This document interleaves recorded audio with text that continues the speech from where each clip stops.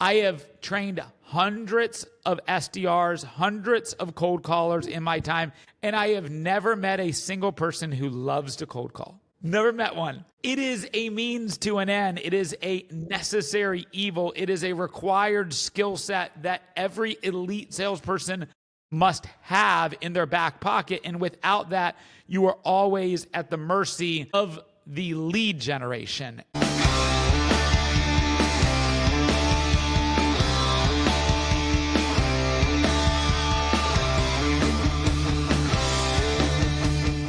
Welcome, everybody, to another episode of FounderClosers. The idea of this podcast is to be able to navigate the founder and generally what founders go through in business in today's lifestyle. Today, we have a guest that I think can really lay out what she experiences in working with founders on a daily basis, specifically mostly around go-to-market plans, sales strategy, and getting their product in front of their clients. Before we get too deep into it, Kim, how are you doing today? I'm doing pretty well. How are you doing? I am fantastic. It is a chilly day, which means I need to stay in my office and get a little extra work done here in Dallas. But I am in anticipation of traveling next week to go back home. So I'm trying to get as much done as possible so I have as little bit to do next week. Kim, I want to get to know a little bit more about your past. I'd love to know, talk with me a little bit about what you've done before, what you do today that has set you up to be who you are today. Yeah. I'll start with played sports my whole life. I'm 5'2", AKA 5'0". I played basketball through college, which is, I guess no one really told me that like, hey, you're too small. You shouldn't be able to do that. And so I did it, but it definitely, sports, I think is so good for kids anyway, but it really shaped me, drove the competitive side of me. When I finished college, I still had that itch of like, well, I still need to compete. I still have that drive in me. So I went and I was a financial advisor for 8 years and probably about 7.5 years too long. And it was something where it's like, if that guy can do it, I can do it.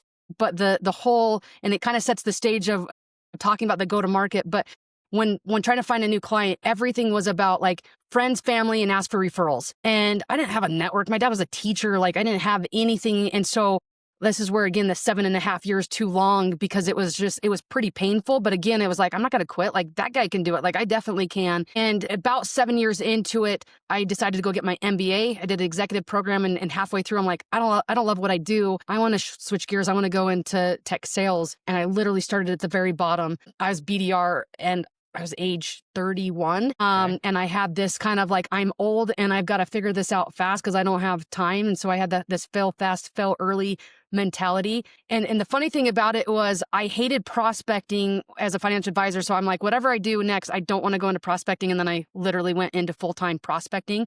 Sure. But the difference was when I didn't have to leverage my relationships anymore and I had like a phone book. I mean, Google was out at that time, but I could be able to just like reach out to everybody and I didn't have to ruin like my personal relationships. My family never, no longer had to hide from me. It was eye-opening. And so when people complain like, oh, this is hard, I'm like, no, this is not hard. That was hard. This is easy. And so it really set the stage for like the rest of my career for the last 12.5 years. I've worked for a lot of different startups and it's, like those that had some customers, some that were like, we've got two, we got to figure it out. How do we get in front of people? Like what is our strategy? And we literally had to like from scratch create it. Some of those companies grew really fast. Some didn't have product market fit, which was also like a lesson to see like what the difference. It doesn't matter how good at sales I am. If nobody wants to buy it, they don't even want it for free, and be able to understand that. But worked in a lot of different industries over that last 12.5 years. 4 years ago, I started doing consulting on the side, some fractional work. One of the companies I got referred into was part of this private equity group. They said, hey, we need someone for all 5 of our companies, not just the one. Would you be open to it? And I'm like, I've never been in private equity, so why not? So I went and did that for the last couple of years, which was an awesome experience. I loved it.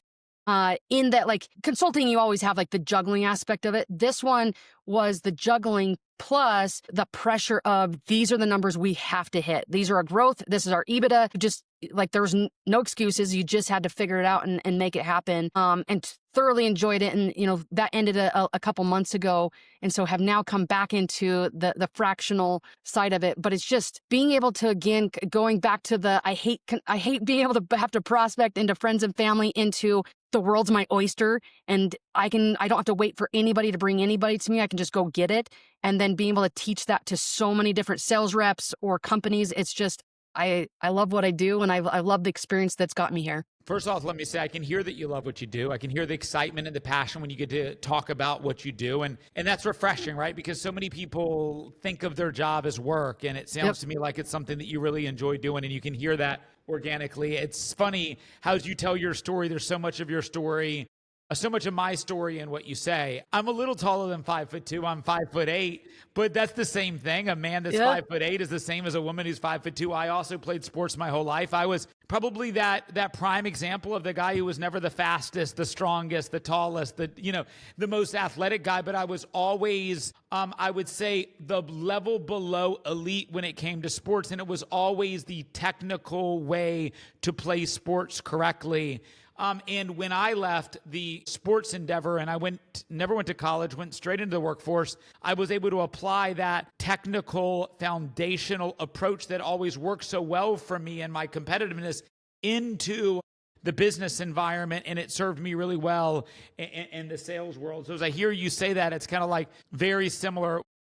First sales job I ever did, we used to sell direct TV inside of Sam's Clubs and Best Buy. And it was one of those most humbling things. And what you said, I heard you say so often in your speech, I think you said 3 or 4 times, is you hated pitching to your friends and family. Yeah. And Kim, that was me. I was in my local community. I was in the local Sam's Club and Best Buy. And if somebody I went to school with or I knew came in, I ran away, literally, physically would run away to avoid having to sell them as a salesperson.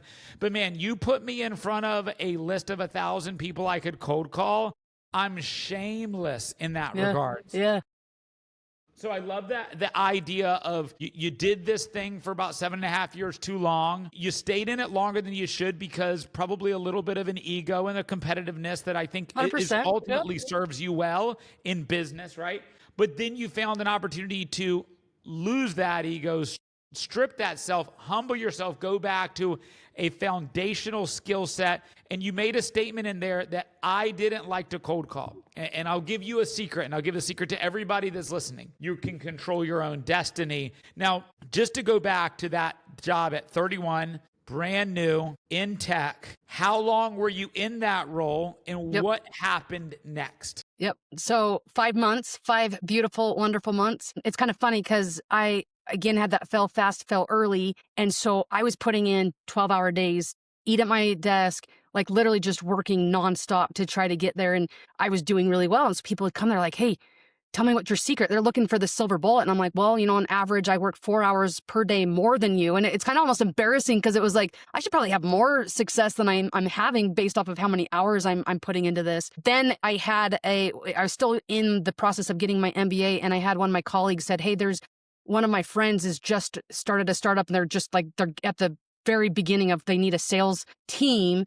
And so they're looking for 2 people. Like, would you be interested? I'm like, hell yeah, I'd be interested. Like, let's go. Like, I don't even know what this is, but awesome. That was the start of my real true venture, where we grew extremely fast, but it was like at the ground level. Like, we literally had to figure out who we targeted, how we targeted them, making cold calls. It was just, again, it was one of those things where it was me and the kid straight out of college, and we were just making calls and just having competitions with it. We were in our investor's office. He'd come in with $100 bills with different competitions. And it was honestly, it was one of the best experiences. For 4 years, I was there and saw just about everything. It's one of those things that you never want to do it when you're doing it. I didn't want to stand in Sam's Club at the front of a Sam's Club and get hard-nosed by 980 people looking for 10 people that'll be willing to say yes. But it's that thing, that boot camp, that instilled everything that I currently have in me today as a salesperson, as a leader, as an entrepreneur. If I didn't go through that, I wouldn't be the person I am today. And I'm sure there's a lot of what you had to go through those things to ultimately have the thick skin, have the calluses, have the war wounds in a sense to be able to be who you are today. So You did that for a while, then you got an opportunity in private equity. I'm really interested in that. I mean, the private equity world is something I've been introduced to over the past couple of years, as now I'm working with more founders, and a lot of these founders are pre-revenue and are trying to get themselves into a Series A, Series B. In your role with the private equity, is the primary thing you were doing is assessing the market fit and assessing the ability to put this market in and to have truly scalable aspects? Is that kind of what you were looking for and assessing? I wasn't on the acquisition side. I was once we acquired it, then it was my job to go make sure that we hit our numbers. So it was assessing, okay, where are they at currently? What's the gap? And then again, I know I got to hit this number. So these are the things that we're going to do. Like what things we have. I mean, one of the companies had never done outbound. They're like, oh, outbound doesn't work. Like, let's try it. Like, and we did. And, it ended up being like 20% of our revenue year over year. And so it was figuring out those gaps that they had. What I oftentimes saw with the companies we had, they were founder-led sales teams, and they had great products. They didn't know what they didn't know. And so it was on me. And that's part of the reasons why they got acquired was like, hey, there's a lot of potential here. We can have our expertise come in and help these companies, but we can do it at, like, again, we had 5 companies. So I could have my hand in each of them. But my job was just to go and make sure that we executed and find new ways that they're not doing, or fix the ways that they are doing that could be improved. So oversight, you would look at it, you'd assess it. The team would stay generally as it is. If you saw something broken, you would make recommendations on changes to be made either with the personnel or the process. You wouldn't necessarily have to execute the plan. You would just help identify the plan, make the changes, and then teach the people in place to execute, correct? Yep, that's it. Cool. And so you left that role in the past couple months. Now you're back to Fractional. And look, I'm in a similar spot. I just took on a large client for the past year, a client I didn't want to take. A former employee of mine reached out to me and said, hey, I'm working for this car dealership. They've got 30 stores. They need somebody to build an outsourced BDC. I was like, bro, I don't know anything about that world. Like, no, thank you. Like, I don't want to learn it. I'm busy over here. And just talk to the owner. I know you can build teams. I know you're great at processes, blah, blah, blah, blah, blah. Eventually, I talked to the owner, and the owner convinced me to do it. I did it for over a year, almost a year and a half. And just at the end of November, we decided to cut it down and move on. I built it, handed it off, and now I'm moving on. So I'm at that phase now where I'm in the market to shop myself and my time again, where so much of my time had been spent building this for the past year and a half. Is this new re-engagement back into the Fractional, is this nervous, exciting? Is it anxious? I mean, what's the feeling right now, Kim? Believe me, I'm going through it. I've gone through it. I've felt all of the emotions. What are you feeling right now? Yeah. So my initial when the other ended was like, I'm going back into PE. Like, that was awesome. I loved it. Put me in, coach. Like, I'm doing it again. And then I got referred into a founder, and like, I'm like, okay, well, I'll talk with them, but I'm not gonna work with them because I'm going back in. And then I started talking to the founder, and I'm like, oh, I forget how much fun it is. And just to begin, like, they don't know what they don't know. They have tons of potential, but they just need that support. And so it was from that conversation where I'm like, I'm not opposed to going back into private equity, but it is having a little bit of control over who I work with. They're typically before that stage of needing to be acquired. And so I feel like a lot of times the companies that do get acquired, they either have team members that do help them, and they can have that, they move them along that process. And so it's just more so of like, man, I can make a huge difference if I can go and help these different companies do the little things that they just don't know about. So that's what's gotten me, like, hey, I'm going to do this. It is exciting, but it's also like having that W-2 was fun. Just having that consistent, like, always the same. At the same time, I also love the variability of like, man, like, the more I do and the more I produce, and whether it's some rev share or there's some equity at play or what have you. And so there's pros and cons with everything, but I thoroughly enjoy, like I said, just being able to have people that I can work with. There's some that I talk with that it's like, they don't have any cash. They can't really pay, but it's like, I love to like set them up. Like, I have a couple things here. Let me hand this over to you and get them on the right foot. And then, hopefully I see them down the road where they're like killing it. So it's yes, all of the emotions, but I'd say probably the word I describe it the most is just, it's fun. It's interesting. It's an interesting word you say. Like when you said like the W-2 is fun. I mean, for me, I don't think fun. I think security. Like I think there's security. value in security, right? Yeah, then you can have fun because you have it coming. That's true. You know, a check is coming next month and the month after that. You know, the other part that a lot of people don't realize that aren't entrepreneurs is the insurance. Yeah. My wife's an entrepreneur. I'm an entrepreneur. Like the insurance, we got to get pretty creative. I mean, one of the things I've done over the past 3 years is when I'll take on a client, a long-term client, I'll say part of the deal I negotiate with is you got to put me on your insurance as an employee, as a contractor as well, which has been a fun thing for us to try to navigate as well. Yeah, I would say that for me, the fractional side has been really fun. Now, the thing that I've learned over the 3 years of me doing this, and I'm interested to see kind of where you stand on this process, is when I first came out, I was like, man, I can help every company that ever needs help in regards to sales revenue. I've done it, blah, blah, blah, blah, blah. But in reality, most of my experience came in a very specific industry, and I've worked with a lot of clients in that similar industry. And I can help companies in sales, and especially if we're talking about lead generating style sales like what you did before and appointment setting SDRs. I think that's pretty foundational for most companies. But when you get into more of the later funnel side of sales, I think there needs to be a level of knowledge, specialization, a little bit of relationships and connections in a space for you to really be able to make the impact. Kim, what would you say right now today, coming into 2026, what would you say is your ideal customer profile? What does that look like? Yeah. Ideally, they do have a $1 million plus of revenue.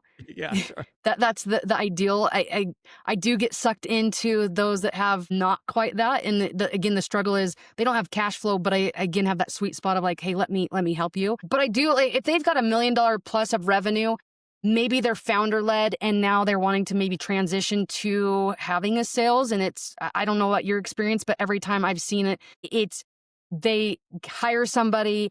They get pissed because, they were doing it part-time and they did way better than the sales rep. They should be triple and it's not. So then they take it back over and and then they hire somebody else and it's like, it's messy. And so it's helping that transition from that founder-led to sales. So that's a side of it. But I also like when they do have sales because then it's like, okay, let me train them and let's help them drive more leads, or maybe they are hiring a BDR team for the first time. Because they're kind of that early stage and they've had some different things that have gotten them that success. And so I typically have, like I said, my sweet spot is more like 3 million to 10 million, but it's even go down to like $1 million plus, and some before that as well, just because again, I do have, when you said I can help everybody, I have that, and it's like rein it in. Yep. I can't be as productive if I'm trying to help everybody.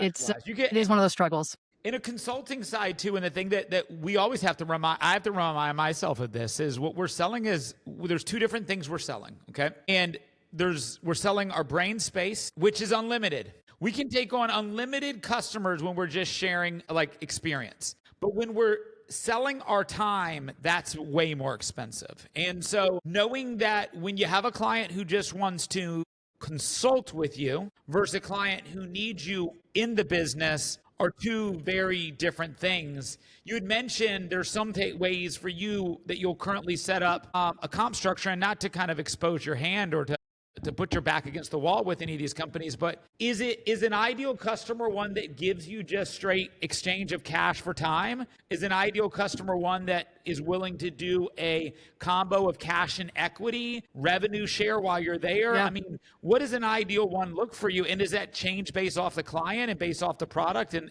what you're looking at? Yeah, I know. All different factors, and some of it, like I typically go a sliding scale, and it's based off of them and what they're comfortable with. Having some type of retainer that's that kind of monthly, I want them to have some skin in the game. I like rev share because I want some skin in the game, and they usually want that too because they want me to produce and not just sit there and collect a paycheck. And then an equity play, and if they're like, we don't have a lot of cash, well, great. Well, let's go heavier on like the equity and rev share. And if it's like, oh, well, we don't want to give equity, like, cool, let's go more on the monthly and the rev share. So I kind of work with people on that, and typically they like that. And it's just every company is different of where they stand. But I do like having something, again, the competitive side of me.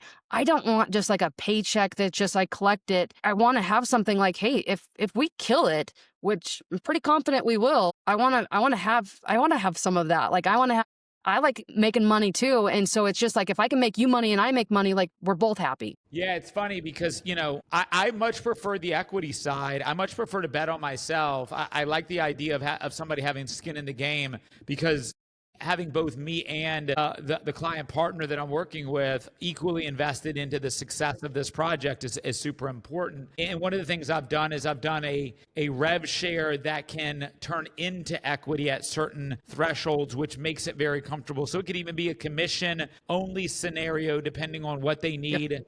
Yep. And then there's a conversion of that into equity over time. Now, Kim, if a company brings you in, do you come in and bring in a team with you, or are you a one-man show for these companies right now? For the most part, one-man show. I do have like some resources that if there's something that we do need, then I can bring some others into it.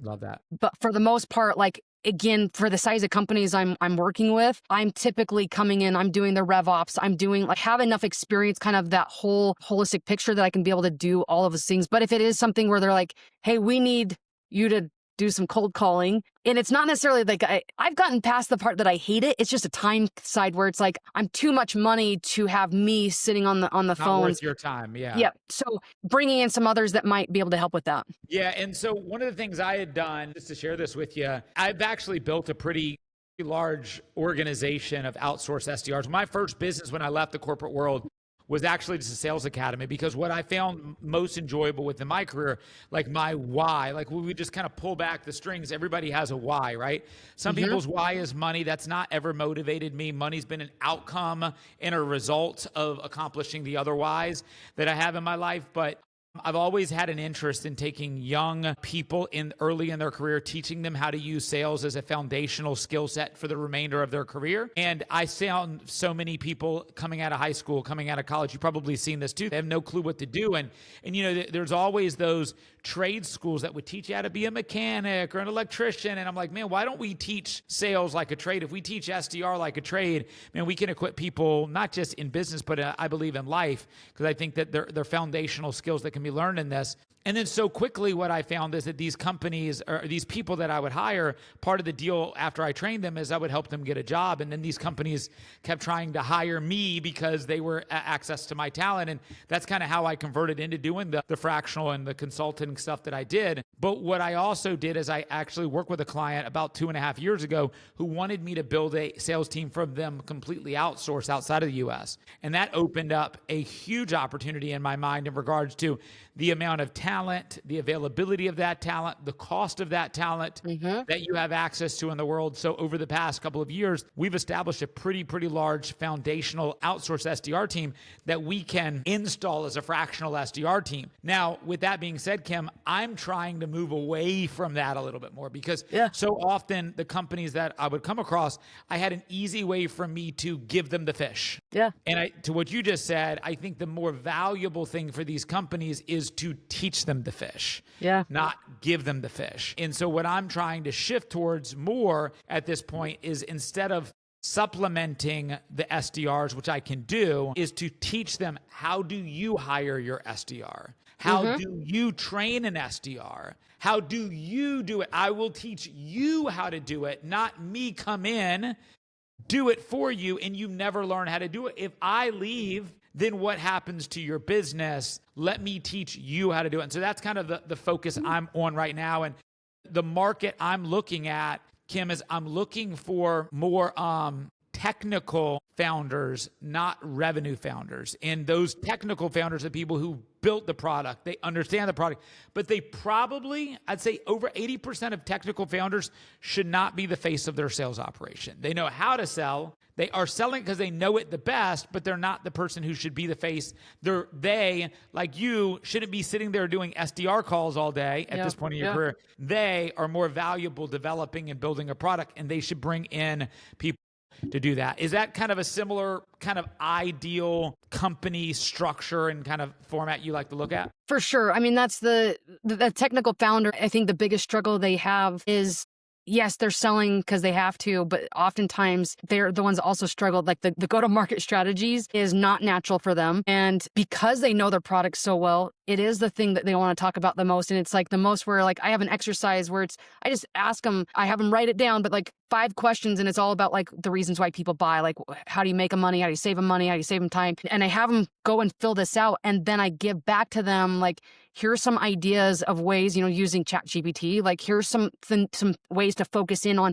your customer, not your product. And they're like, and it's just this eye opener for them. And so they're probably the most fun to work with just because of there's so much there that they just don't know. The ones that are more revenue or operations, they think they know everything. And a lot of times they do know a lot, but the tough part is they're still like so much into the business, and it's like how to get them out of it too, because if they're not selling, then it's going to be really hard for them to continue to grow, to get the next round of funding if they're not getting, hitting those benchmarks and what have you. So, but yeah, I love the part that you talked about teaching them how to do things and not just doing it for them, because it is one of those things, like it's just once you leave, like my goal is depending on if I'm like a fractional where I'm like literally like I'm holding their pipeline calls and I'm doing some things like on an ongoing basis, but if I'm consulting and my goal is to get out of it as quickly as possible. Like I just want to teach you, and I want to teach you so good that you can run it. I've taught you how to think it, and not just here's your messaging, here's this, here's that, and then I'm out. It is here's what I'm doing, here's how you can do it yourself, and here's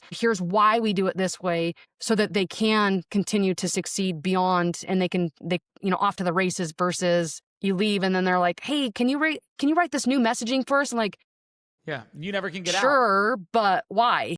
So, yeah, I think that point that you just made there is something that any founder who's considering bringing in a consultant needs to factor into. One of their biggest decision makers is when you hire a consultant, if their goal is to not leave, then you don't have the right consultant. Like you have somebody who wants to be an employee, not a consultant. And a consultant and a coach should at minimum be phasing out over time. They should come in hard and heavy. They should probably provide you a 90-day plan, at most a 6-month plan, and then a maintenance plan that would come after that based off of different phases of your business and what you want to do with your business. But that's the difference between hiring a consultant and a coach versus a fractional leader. Now, when we talk about fractional, I'd be interested to see what you come across in this regard, because you mentioned your target person has a certain amount of revenue, and I assume the certain amount of revenue is just to be able to afford you and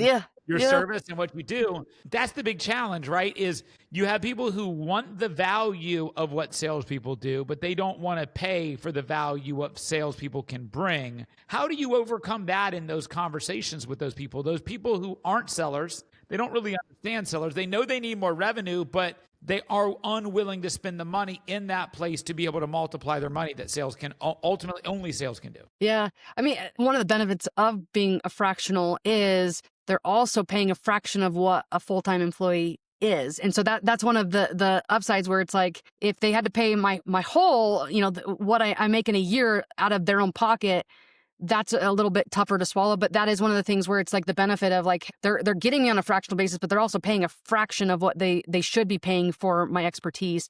So that's one benefit that I have. And then again, based off of how my comp structure of like having it have some revenue share where they're like, well, are you going to do what you say you're going to do? And it's like, well, if I don't, then I'm not going to be happy either, because I'm not making enough. But it is one of those things, especially like you talk about, there's a difference between the technical founder or technical person versus like those that do, like that's been their world and they understand it. But it's more so of helping them. And I think it's like any part of sales, you have to really focus in on like, well, what is your pain point? What is it the thing? Like, if you could do this without me, then why don't you? Like, go for it. But if you're time constrained, or I talked to a founder and they're like, man, like it's gone really well, but like, I don't know if I can make it a year or two. Like, I am so tired and exhausted. And it's like, cool. Like, do you want me to help you? And then the other kind of piece, like, okay, a year from now, if we're having the conversation and we're saying like, this went really well, what went well? Like, what is the result that you were looking for? And so getting them to kind of think beyond just hey, how much do you cost? It is, what is your problem right now? What is that gap? What is it you're trying to get to? And what does it mean when you get there? And if the need's not there enough, if it's not the pain, it's just like any sell. You're not going to sell somebody if it's like, oh, this would be cool. Like, cool never buys. but man, this is killing me and this is where I want to be and this is what it means if I get there, then it's like, then it opens the door to going in and helping.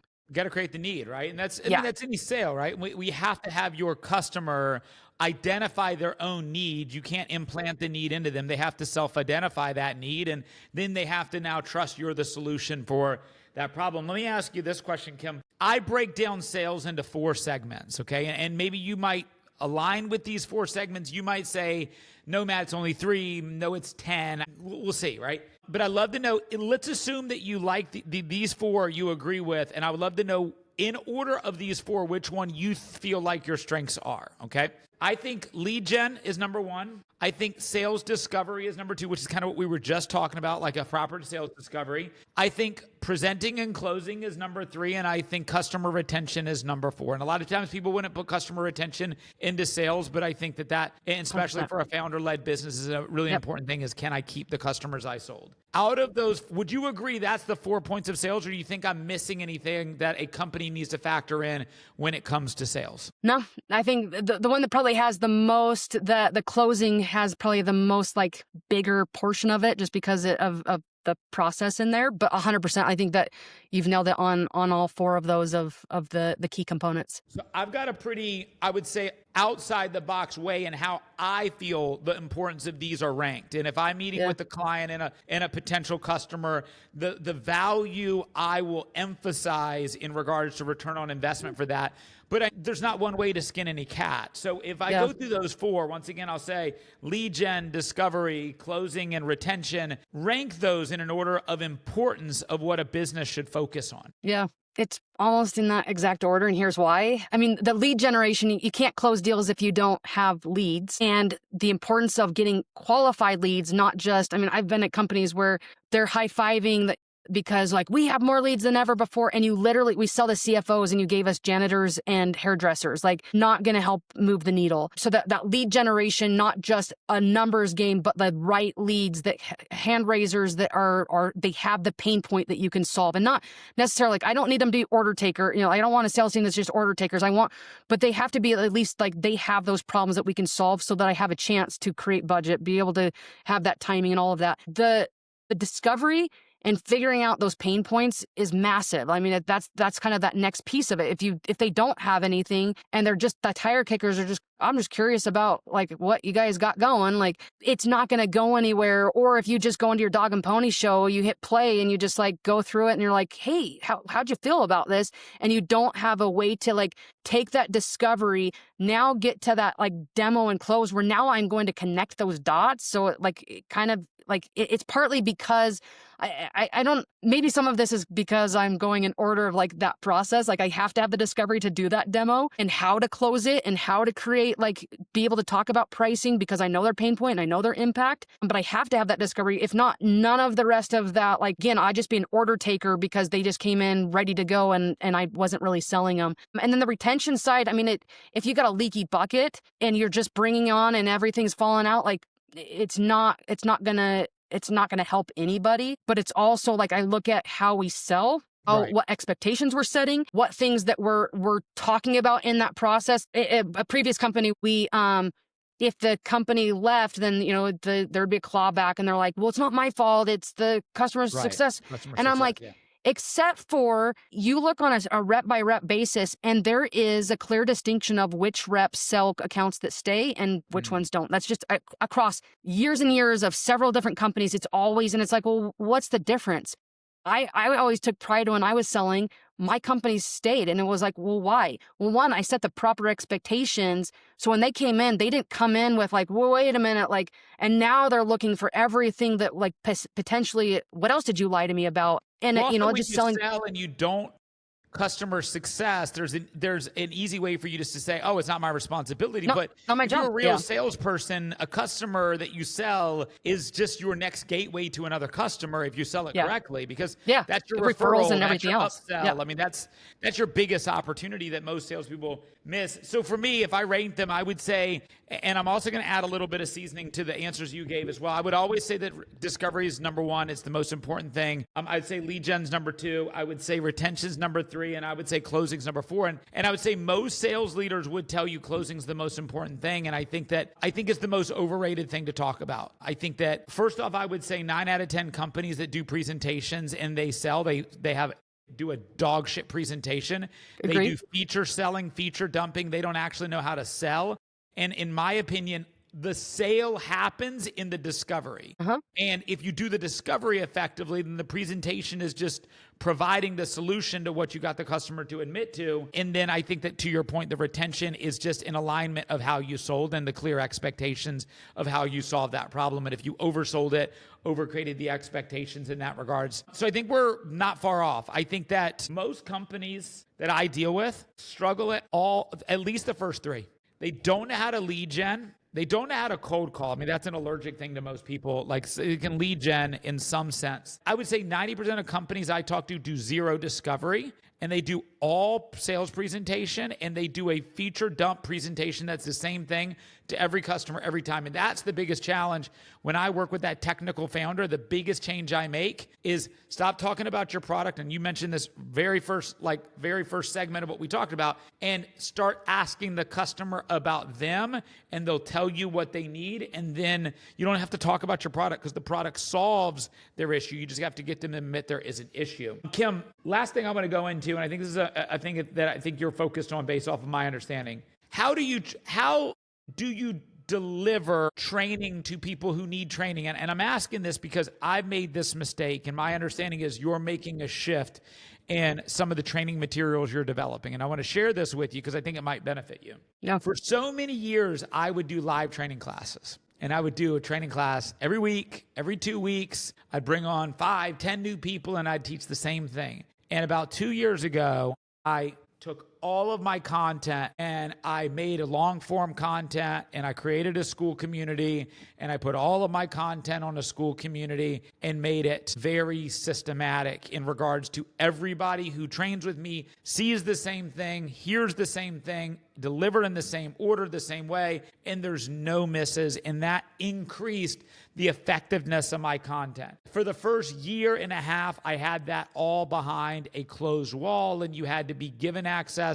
Over the past month, I have opened that access up and given access to anybody who wants it for free, because I don't want to gatekeep this information at all. I'm in the process about to release my AE. I've already released my SDR. AE is coming out probably by the end of this week. I've already recorded the content. It's all going through video editing now. It should be out by the end of the week.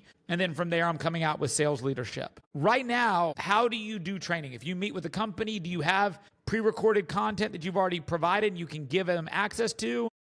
Or do you do a manual one-to-one personalized thing with everybody every time? Yeah. So I have a BDR course I created a couple years ago. I think it's still available. I haven't looked at it for a little while. With my teams, I've done live with the teams because I'll usually it's interactive, and I'm going through with them what's their challenges, and we'll talk about I know their product well enough that I can be able to talk product specific. But it's what I found with even them, it's get stoked about it, and then they go back into their normal everyday habits. And so it is one of those challenges. I've done the course thing and people like it, but it's the same thing where it's how to get them to apply it or actually take it.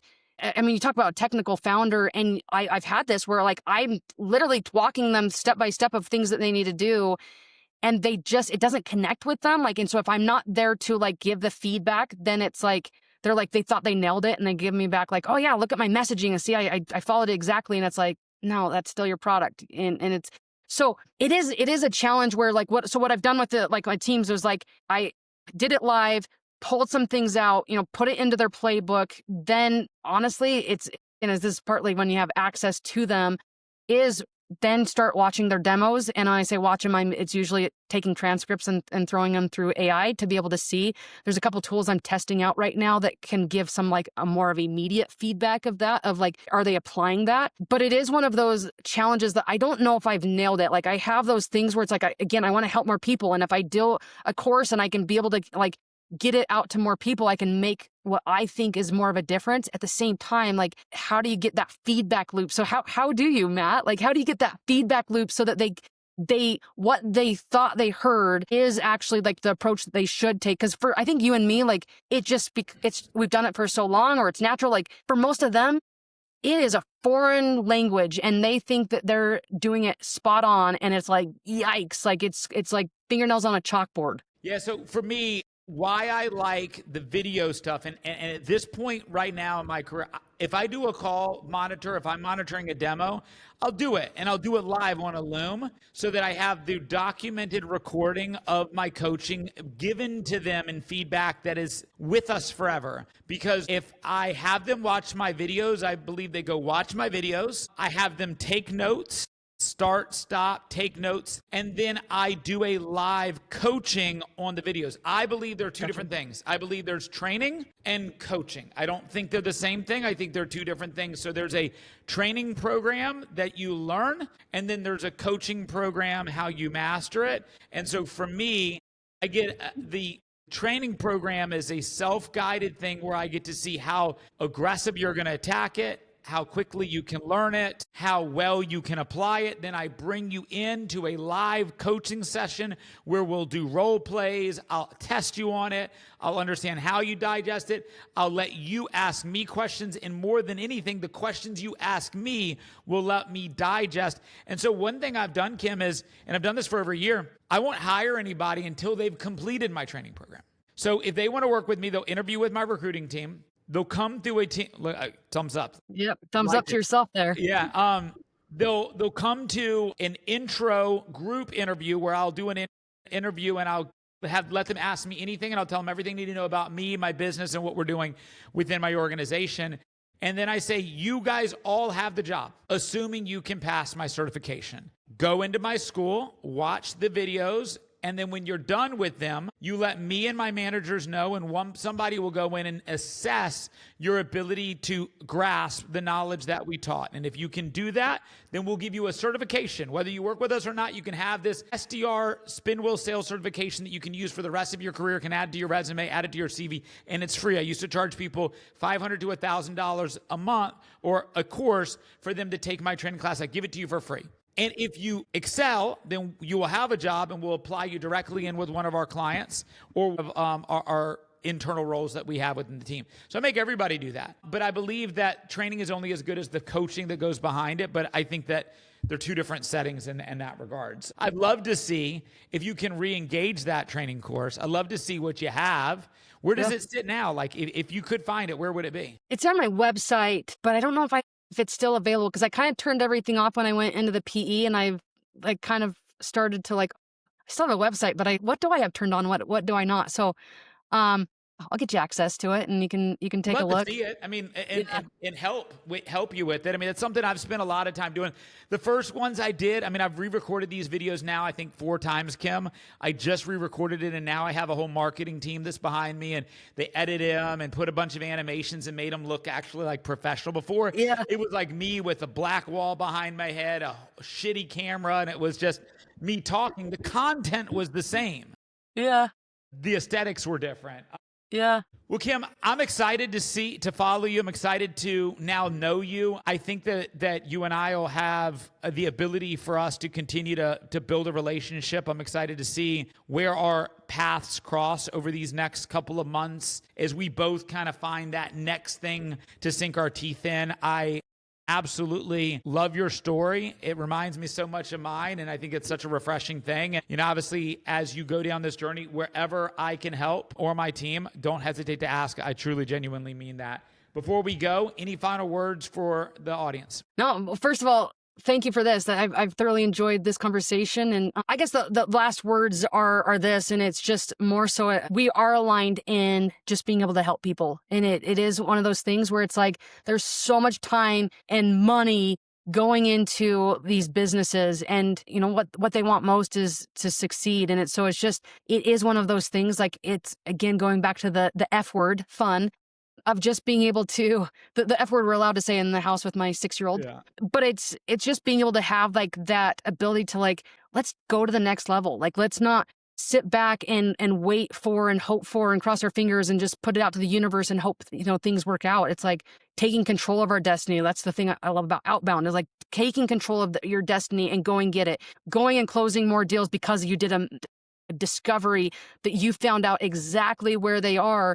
And sometimes you'll find in that discovery, like, hey, we're going to cut ties. Like, this isn't a fit. And that's fine. Now you didn't waste your time on, and you focused in on those that did matter. So anyway, I thoroughly enjoyed this conversation, and excited to continue in this world of consulting fractional and keep on training so that people can reach their dreams and make all that work that they're doing worth it. What we'll do is, for anybody who wants to get in contact with Kim, we'll make sure all of her contact information is on there. Make sure that you guys know exactly how to get in contact with her. If you're a founder who's looking for help in regards to your go-to-market plan, increasing your sales strategy, obviously, I would absolutely recommend you taking a call with Kim, seeing if it's something that would be a good fit and she could help you with that. And until next time, guys, like, share, subscribe. The more we can have this content out there, the more people we can ultimately help. And that sounds like both Kim and my goal. So appreciate your time today. Thank you, Kim. Thanks.